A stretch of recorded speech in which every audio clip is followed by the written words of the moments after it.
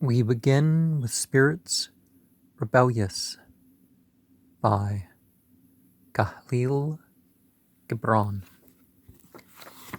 and it's translated from the Arabic by Anthony Rizcallah Ferris, edited by Martin L. Wolf, and so he is the one who has done the editor's preface. Soon after publication of the original Arabic of Spirits Rebellious, at the turn of the century, considerable agitation and intrigue developed.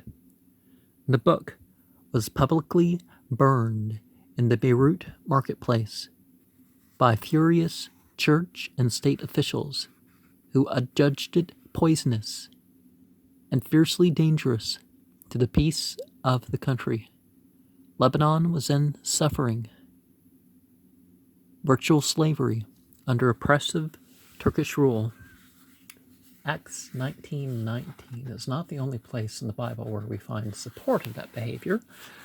Not that I'm supporting destroying the media of faith other than your own, but Gibran's bitter denunciation of both religious and political injustice prevailing at the time brought also his anticipated exile from the country and his excommunication from the church.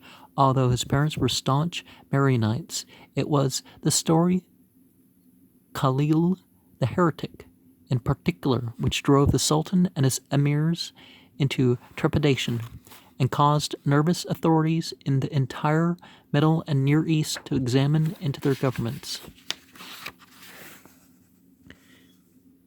Gibran was quietly pursuing painting with his friend Rodin in Paris when he learned of the ceremonial destruction of his book, and he merely expressed the thought that it was excellent cause for the issuance of a second edition.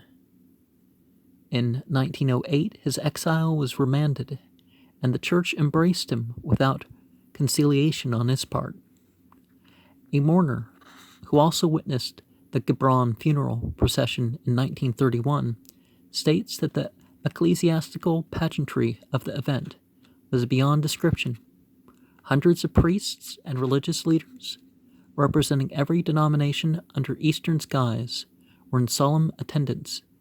Included were Maronites, Catholics, Shiites, Protestants, Mohammedans. Most Muslimin are really, not at the point where you could call them as part of a sect, but they'd be called Sunnis, most of them, but some of us know better. But Greek Orthodox, Jews, Sunnites. Oh, okay, those are listed. Druzes and others.